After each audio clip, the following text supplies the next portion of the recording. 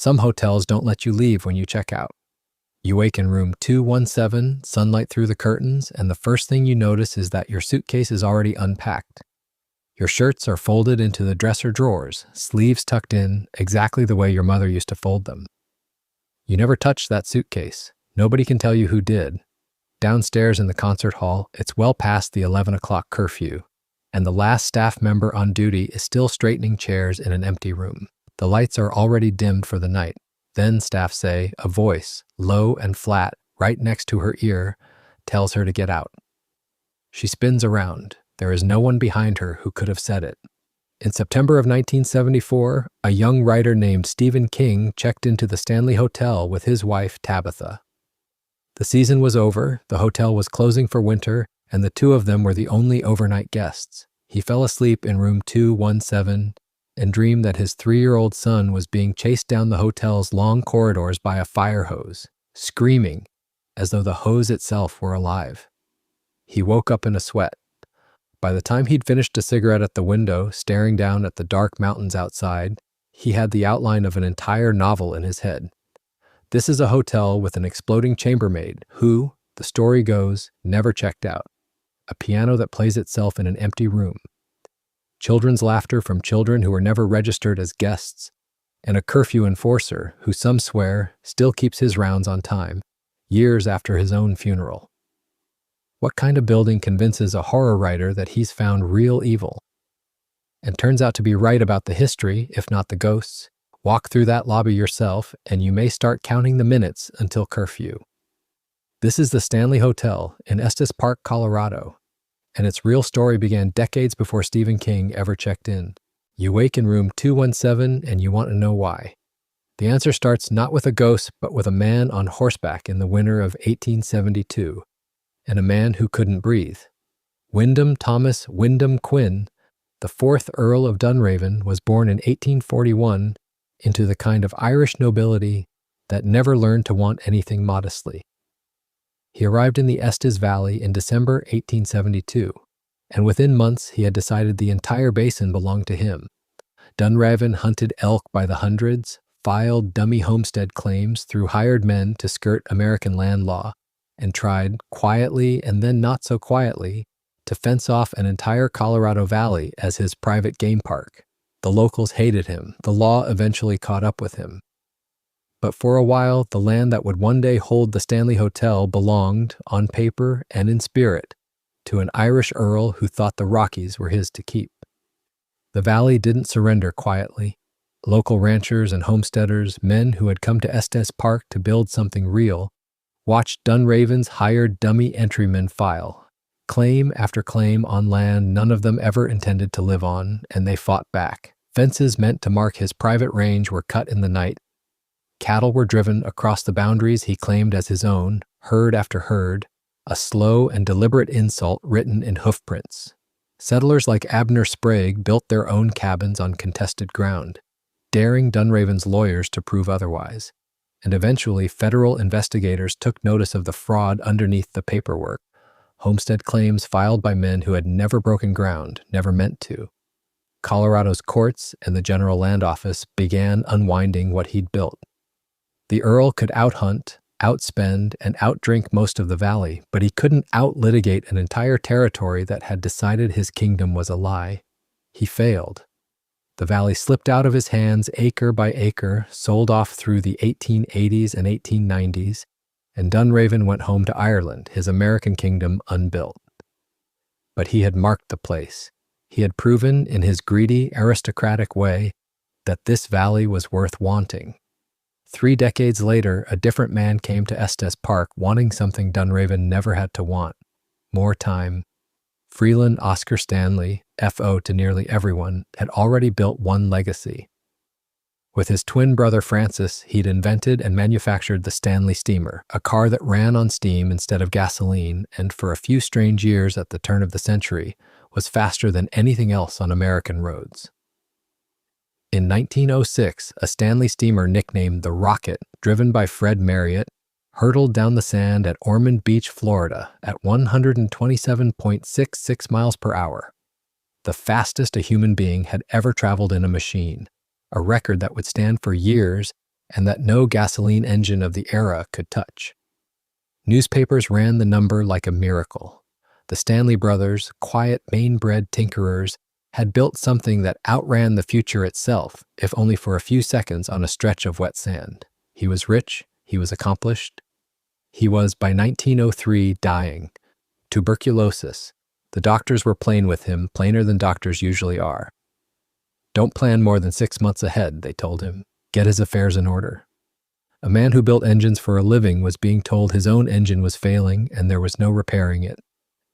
So he did what dying men with money and stubbornness sometimes do. He went looking for air. In the summer of 1903, F.O. and his wife Flora traveled west, out past the flat certainty of the Kansas plains, into Colorado, up into a valley once claimed, however briefly and however illegally, by an Irish earl who wanted it for his own reasons. The Stanleys wanted it for one reason only. The air was thin, dry, and cold, and somehow, impossibly, it was working. Over that single summer, F.O. Stanley's health did not just stabilize, it improved. Color returned to a man who had been told to expect none. He gained weight, he breathed. Whatever you want to call what happened to him that summer, a cure, a remission, a mountain doing what no doctor could, it convinced him of one thing: he wasn't finished. And if the valley had saved his life, he decided he would build something permanent on it, something that would outlast the 6 months he'd been given. Construction began in 1906. Stanley didn't import his hotel from somewhere else and drop it onto the mountainside. He built it from the mountainside. Timber and stone were hauled down from the surrounding slopes, dressed into a clean, white-columned Georgian face that had no business looking so composed against that much wilderness. He wanted electricity, so he built his own power plant on the Fall River to make sure he'd have it, dependable and entirely his, regardless of what the rest of the young century could offer, a town this remote. On June 22, 1909, the Stanley Hotel opened its doors. 88 guest rooms, every one of them wired for electric light, and, more remarkable still for 1909, an electric kitchen to match. It was, by the honest measure of the time, the first fully electric hotel in the world. A dying man had built a monument to still being alive, and he'd built it to last. It was never supposed to be a haunted place. It was supposed to be the opposite of one. Proof that a man given 6 months could still be standing 6 years later in a hotel of his own making, with the lights on in every room. But a building raised to save one man's life has a way of remembering what it cost to build it. And in just 2 years, inside one particular room of F.O. Stanley's electric miracle, that same hotel would very nearly take somebody else's. The storm came in October of 1911, rolling down off the Continental Divide the way storms in Estes Park always do. Fast and without much warning. Somewhere in the hotel's electrical system, a line failed. The lights went out floor by floor, room by room, until the Stanley, F.O. Stanley's monument to modern convenience, was dark. You have to picture what that meant in 1911. No power meant no lights, and no lights meant somebody had to go room to room with a match, lighting the gas lanterns that still lined the walls as backup. That job fell to a chambermaid named Elizabeth Wilson. She had done this before. She would do it 100 more times before the night was over, but not in room 217. Nobody had told her about the leak. Maybe nobody knew. Gas has a way of finding the cracks in a building, seeping in silent and invisible, filling a room while the room gives no sign of what it's holding. Wilson walked in with a lit candle. She reached toward the lantern, and room 217 answered her. The explosion tore through the second floor with a force that's easy to state and hard to picture. It destroyed roughly 10% of a 70,000 square foot hotel in a single instant. Floorboards, joists, plaster, decades of careful carpentry, gone in the time it takes to strike a match. The blast didn't just knock Wilson down, it threw her clean through the floor, dropping her into the dining room below in a hail of splinters and falling debris, in front of God knows how many stunned witnesses trying to finish their dinner. By every reasonable measure, Elizabeth Wilson should have died that night.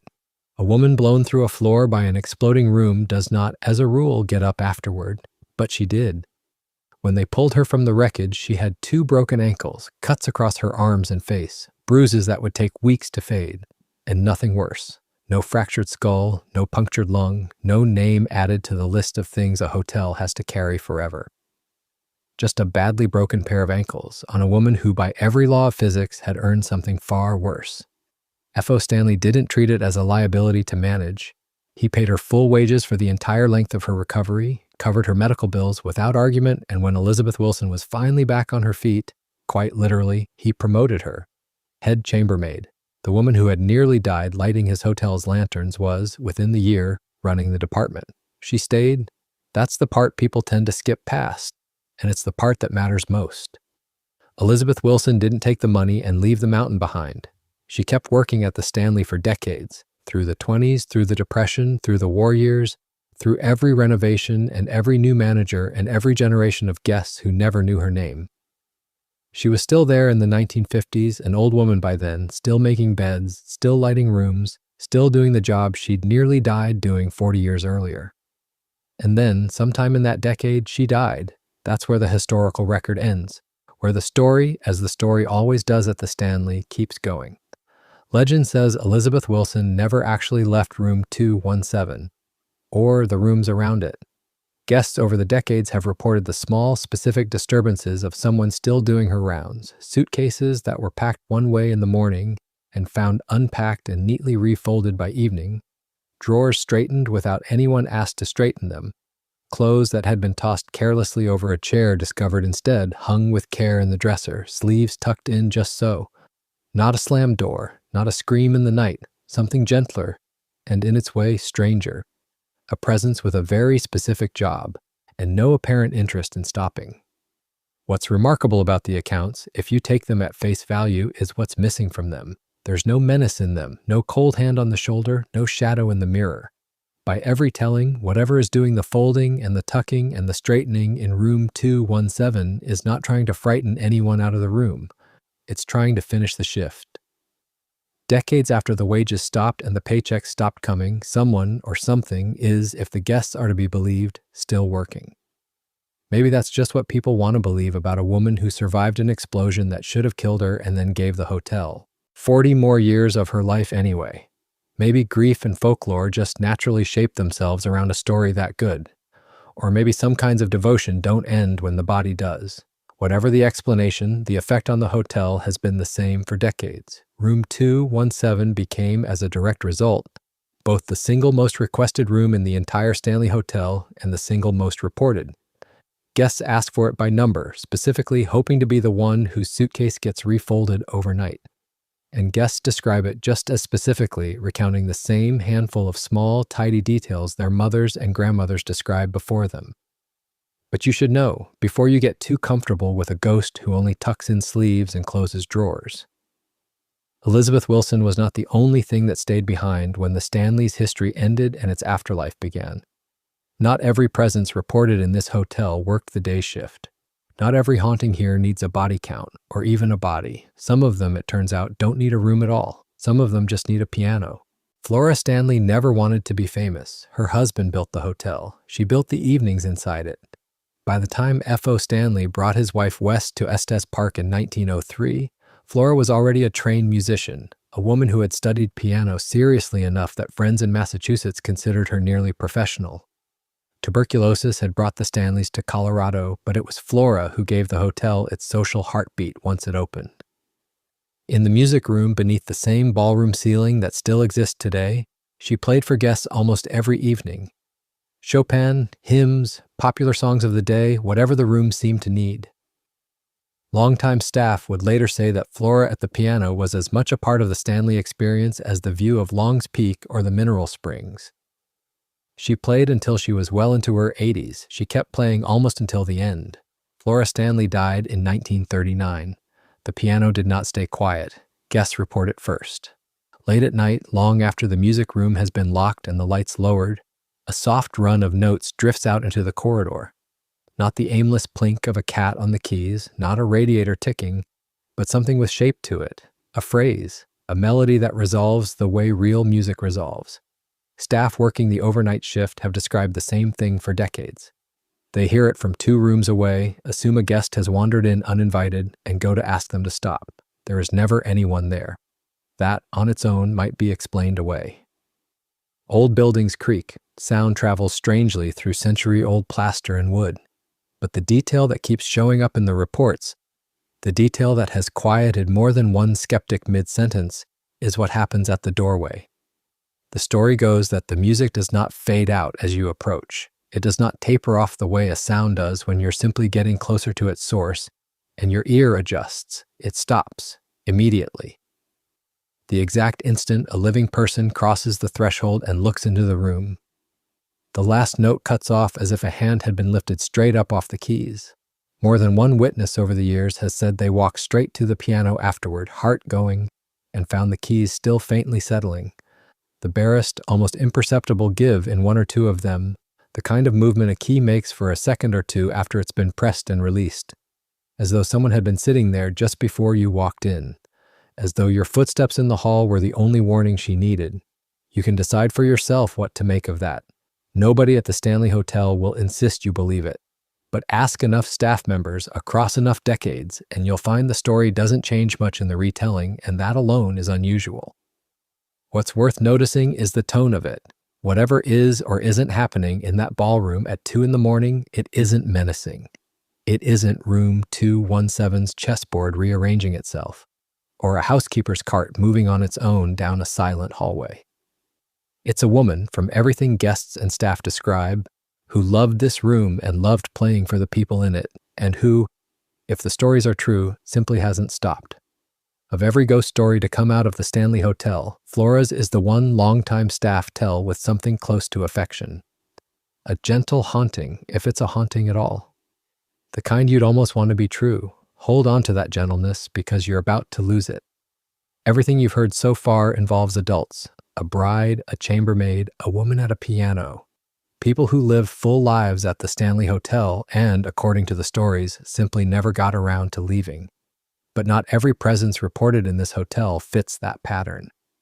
Climb one more flight of stairs, up to the 4th floor, into the narrow servants' quarters tucked under the roofline, and the accounts change in a way that unsettles even people who've laughed off everything up to this point.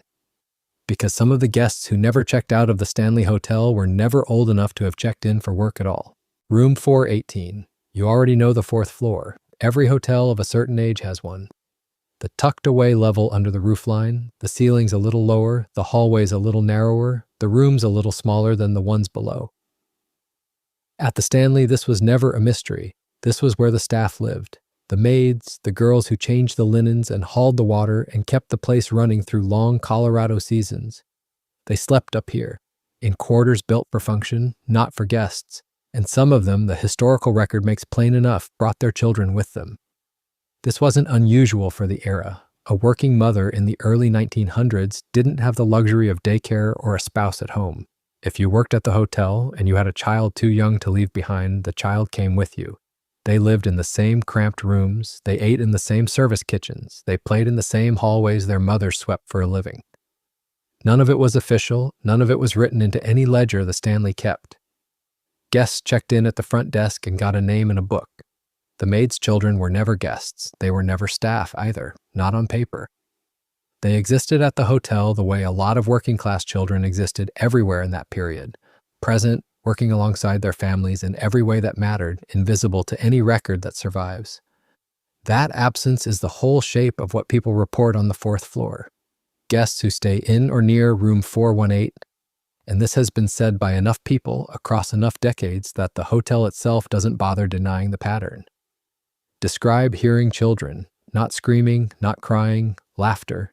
The particular pitch of a child's laugh muffled through a door, and running, small footsteps, quick and light, moving past the room late at night, the way children run when they're being chased in a game or chasing each other. The claim is this: no children are booked on the 4th floor. Some nights, no children are booked in the hotel at all. It's worth sitting with the fact underneath the story because the fact is stranger than any ghost. There is no record, none, of a child dying at the Stanley Hotel, no official account, no coroner's note, no tragic date anybody can point to and say, this is when it happened, this is who she was. If you go looking for the girl the legend is supposedly about, you will not find her. She was never named. She may never have died here at all. What you will find if you look is simply this: children were here, living here, Working in the sense that their whole small lives moved to the rhythm of their mother's labor, off the books, off the register, off of history. And the sound the hotel is said to keep replaying generation after generation isn't a death scene. It's a lunch break. It's a game in a hallway. It's the ordinary, undocumented noise of children who existed at the edges of an institution that had no formal place to put them.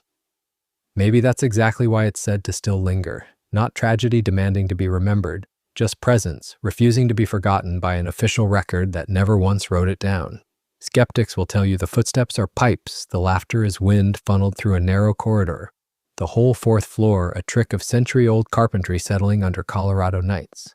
That reading holds up fine in daylight. It holds up less well at 2 a.m, alone on that floor, when the sound behind you resolves, just for a second, into something unmistakably like a child's footfall, quick and light, headed somewhere you can't see.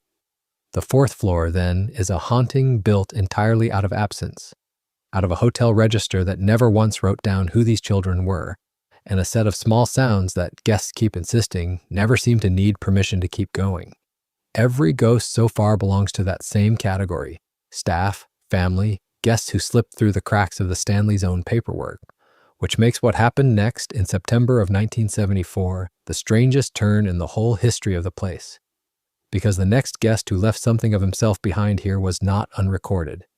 He was registered, deliberately, completely, for one single night, under his own name in room 217.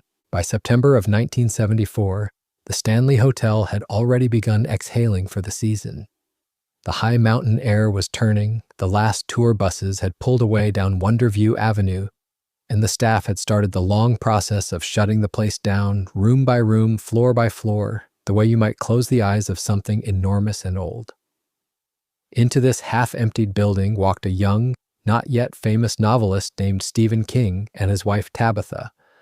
They had almost nowhere else to be. Their car was low on money, the couple was traveling on the strength of a paperback deal that hadn't paid out yet, and the innkeeper met them near empty and let them stay anyway, on the hotel's very last night before closing for the winter. They were, as far as anyone could tell, the only 2 guests in the entire building. Think about what that means, structurally. A hotel the size of the Stanley, 88 rooms, ballrooms, a music room, a dining hall built for hundreds. Humming with exactly 2 living occupants and a skeleton crew keeping the lights on until morning. You have felt, maybe, the specific unease of an empty parking garage or a shopping mall after closing. That sense that a space built for crowds does not know how to hold silence gracefully. Multiply that by nearly 90 rooms of Victorian wallpaper and dark hallways, and you start to understand what King walked into. They were given a room on the 2nd floor, you already know which one, room 217, the same room where, 60 years earlier, a chambermaid named Elizabeth Wilson had been thrown across the floor by an exploding gas leak and had gone on, by every account the staff still repeats, to never quite finish tidying it. King did not know that story in full that night. The room's reputation among locals was still mostly oral, a thing bellhops mentioned to each other and not necessarily to guests. But he would learn enough of it, and soon enough, that the coincidence stopped feeling like coincidence at all. 2 people walk into the one room in the building already occupied by something. What are the odds of that being nothing? That evening, King and Tabitha were the only patrons in the hotel's vast dining room. The same dining room, it's worth pausing on, where Elizabeth Wilson's fall had once ended with no explanation anyone could offer. Picture it. A room built to seat a small train's worth of Gilded-Age tourists, chandeliers lit for 2, a lone waiter crossing an ocean of empty white tablecloths to refill a single glass of wine. Every sound, silverware on china, a chair leg on hardwood, had nowhere to go but out and back, bouncing off high ceilings meant to absorb the noise of 100 conversations that weren't happening. Somewhere in the building, unseen staff moved through their closing routines. King would later say the whole evening felt like they'd wandered into the one surviving scene of a story that had already ended around them. That night, after Tabitha had fallen asleep, King did not. He dreamed, vividly, specifically, in the kind of detail that survives the moment you wake.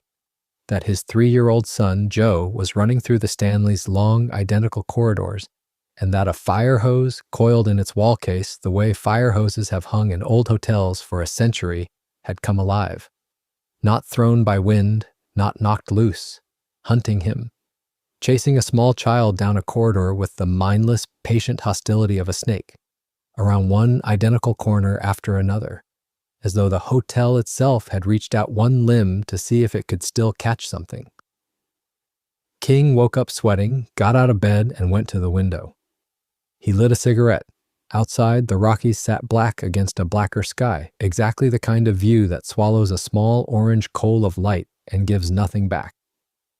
By the time that cigarette had burned down to nothing, he has said, he had the outline of an entire novel sitting in his head, fully formed, waiting, a haunted hotel cut off by snow, one family alone in it, a hedge maze standing in for the fire hose, and a father slowly becoming something the building could use. The novel was The Shining, published in 1977. And King did the one thing that separates this haunting from every other story in this script.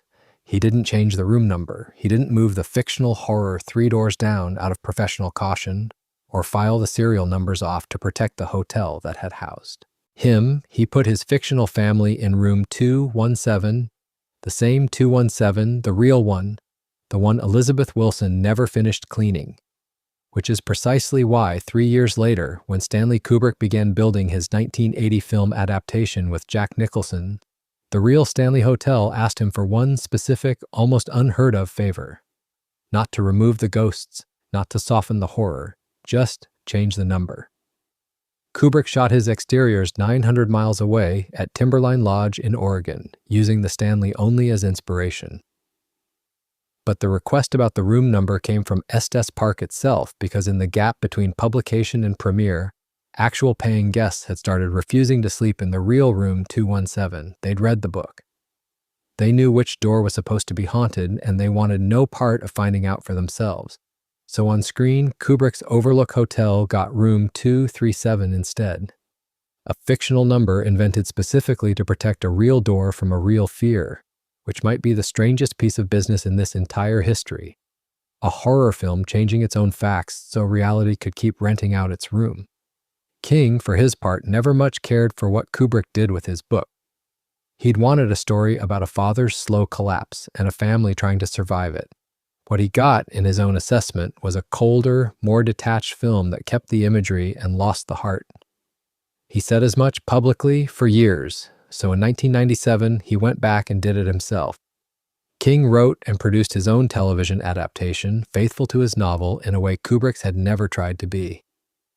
And this time the production didn't borrow a lodge in Oregon or invent a safer number.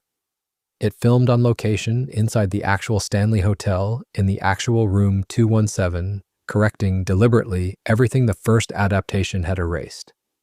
The number went back to what it had always been. The room got its name back. Filming did not mean emptying the hotel. The Stanley kept running its business through the shoot. Guests still checked in at the front desk, still ordered room service, while a television crew rigged cables through the same corridors those guests were walking to reach their rooms. For weeks, tourists and cast shared hallways. Somewhere in that overlap, the line between the hotel's real life and its fictional one got thin enough that people on set started to notice. The stories that came out of the production were, by most accounts, small. Equipment that worked fine in rehearsal failed on the take. Rooms that read warm on a thermostat felt, to more than one crew member, distinctly cold when the cameras rolled. None of it was ever presented as proof of anything. Call it old wiring, call it an old building breathing the way old buildings do. But crew members later said the joking on set had an edge to it, a kind of gallows humor about whether the hotel's actual presences, whatever they were, appreciated a film crew, restaging a fictional breakdown in the real rooms upstairs. You can decide for yourself whether that unease was just atmosphere talking, the kind any isolated, history-heavy building produces in the people working late inside it. Even the skeptics on set, by most tellings, stopped finishing certain jokes after dark. What is certain is simpler and stranger than any of that. King got his correction. The number was 217 again. The hallway was the real hallway, the staircase the real staircase. The ballroom, the real ballroom where the guests still danced. And somewhere in that arrangement was a kind of loop closing, a hotel that had once inspired a story about a man slowly losing his mind inside an empty winter building, was now, decades later, hosting a film crew who spent their nights reenacting that exact unraveling, scene by scene, hallway by hallway, inside the very walls where whatever had actually happened here had actually happened. Stephen King left the Stanley the next morning in 1974, novel forming in his head, and eventually he left it for good, the way writers do, the way most of us do, checking out and driving on. But the Stanley does not seem to require that anyone stay to leave something behind. It only requires the leaving to be incomplete.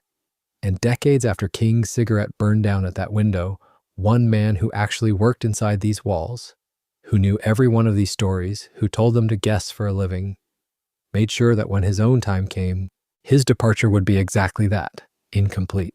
His name was Paul, not a guest, not a novelist passing through with a head full of nightmares. Paul worked here, a staff member whose entire job, night after night, was making sure the Stanley closed properly.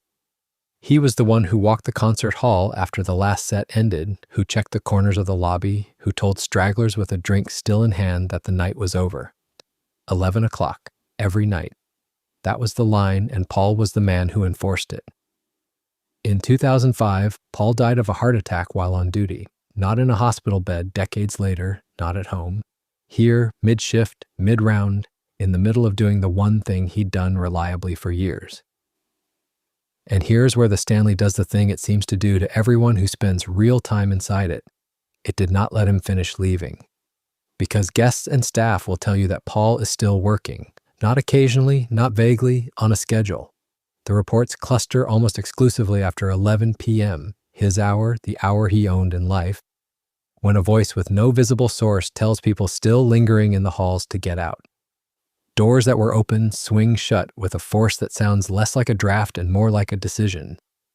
And the banging, the sharp, aggressive knocks that seem to come from inside the walls rather than on them, concentrate overwhelmingly in one place.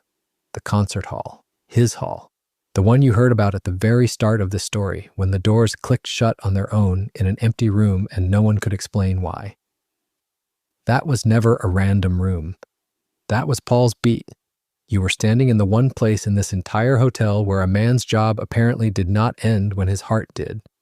Here is the strange part, the part that softens all of it. Paul, by every account, does not seem angry about any of this. He seems satisfied. Ghost tour guides who work the hotel now will tell you, take it with whatever grain of salt a claim like that deserves, that if you address him directly by name and ask him to prove he's there, he'll answer. Flashlights click on, not flicker randomly.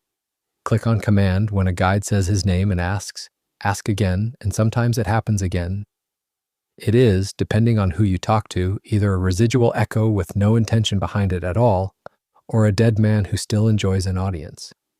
Because think about what his job actually was when he was alive, clearing rooms, telling people to leave, standing in the concert hall at closing time, making sure everyone knew the night was over.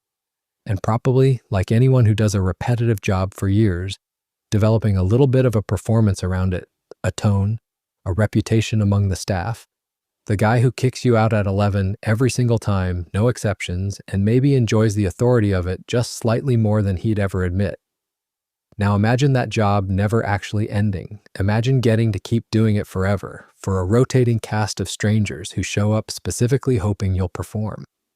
There are worse hauntings. There are far worse hauntings in this very hotel, rooms where the story turns cold and heavy and nobody laughs about it afterward. Paul is not one of those. Paul is the Stanley's most reliable employee, 20 years past his last paycheck, still walking his same hall, still enforcing his same curfew, still, by all accounts, a little smug about it when you catch him at his own game. A heart attack ended a man's shift in 2005. It does not appear to have ended the job. And that, in the end, is the real shape of this place. Not just King's Ghosts, not just the concert hall or room 217, but a hotel where the line between the living staff and the dead one has worn thin enough that a guide can say a name into an empty hallway after 11 p.m. and get an answer. Every one of those stories, The explosion, the piano, the wide-eyed novelist checking in for one strange night in 1974, and now a curfew that outlived the man who kept it, is the reason this building did not quietly fade the way 1,000 other Colorado resort hotels have. It is the reason the Stanley became something else entirely, a name people recognize before they ever see the mountains behind it, a hotel that fills every room in October before the leaves have even started to turn. All of it, the fame and the money and the lines out front for the tour, was built on precisely these rooms, these names, this history, and on what still, by every account, refuses to fully leave them. We started the story with a man told he had 6 months to live. You remember him? F.O. Stanley, tubercular, given a death sentence by his doctors and a mountain by his own stubbornness instead, building a hotel he was not supposed to live long enough to see finished. That was the beginning. This is the part nobody tells you until the end. By every account, he never actually left. The refusal that built the Stanley may be the same refusal keeping him in it. Of every room in this hotel, the billiard room was his. Not the lobby, not the concert hall, not even his own private quarters. The billiard room where F.O. would spend his evenings with a cigar and a cue. The one space in the building that was his and no one else's. Guests describe him still there. A tall, well-dressed older gentleman moving through the lobby and into that room with the unhurried air of a man checking on something that belongs to him. Because in every sense that matters to him, it still does. Picture it. You're on the after-hours tour, packed into the billiard room with a dozen strangers and a flashlight-lit guide, and something moves in behind you. Not beside you. Behind you, close enough to feel. That's the story a tour group told after a visit to that very room. A presence closing the distance until it was standing directly at someone's back, then gone before anyone turned around. Nobody ran, nobody screamed. By every telling, it didn't feel like a threat. It felt like an inspection. The bartenders have their own version. They'll tell you about a well-groomed man in an old-fashioned suit strolling through the bar at closing, unhurried, hands clasped behind his back like an owner making his rounds. And the moment someone moves to greet him, offer him a drink, wave him toward the kitchen doorway, he isn't there. Not startled off, not fled, simply absent, the way a man is absent from a room he's already finished looking at. And then there's the sound that has no explanation at all. The original billiard tables are gone, removed decades ago, hauled out long before anyone working at the hotel today was ever hired, before most of tonight's guests were even born. There is no felt in that room, no rack, no balls, nothing but open floor and old wood and whatever furniture the hotel has since put in its place. And still, staff will tell you, guests will tell you, people with no reason to agree on a story will independently describe the exact same thing. You can be standing in that empty room and hear it. The sharp, unmistakable crack of a break shot. Balls scattering across felt that hasn't existed within living memory. A game still being played in a room that has held no table for generations. Sit with that for a second. Every other name in this story arrived here in fear, in grief, in duty, in curiosity. Flora was a woman who simply loved a room. Paul was a man who couldn't let his post end. But F.O. Stanley built this place. He chose every one of these rooms. And so his story doesn't read like a haunting at all, because by every account, that isn't what it is. He isn't wandering these halls looking for something he lost. He's making his rounds, checking his favorite room, confirming the game is still being played, the bar is still open, the lobby still fills the way he meant it to. Not menacing like nothing here really is. Not lingering with unfinished business like the others. Proprietary, a founder still doing the one job he never agreed to retire from. You have to understand what that means, standing in that hallway at night. Every other presence in this hotel is, in some sense, still waiting for something. Release, recognition, and ending. F.O. Stanley isn't waiting for anything. He got what he built. He's just still here to see it. A doctor once told him not to plan past 6 months. He built a hotel on that mountain instead, opened its doors, filled its rooms, and lived on for more than 2 decades past that death sentence. Long enough to see the Stanley become exactly the proof he needed it to be. And when his actual death finally came, nearly 20 years later than anyone had told him to expect, it seems, by every account, that he simply declined to treat it as the end of the job. 90 years on, the hotel he built to outlive a diagnosis has outlived him by nearly a century. And if the stories from that billiard room are true, he has not, for one night of it, let the place out of his sight. A chambermaid who still turns down the beds, a wife who still walks the halls she loved most in life, children who still run through corridors with no names attached to them, a novelist whose one strange night here became the reason any of us are telling this story at all, an employee who still keeps the peace after his shift and hours have ended. And now, above all of them, the man who built the stage they're all still standing on, still walking his favorite room by every account, still making sure the lights stay on. Present day, the Stanley Hotel does not hide from any of this. It sells tickets to it.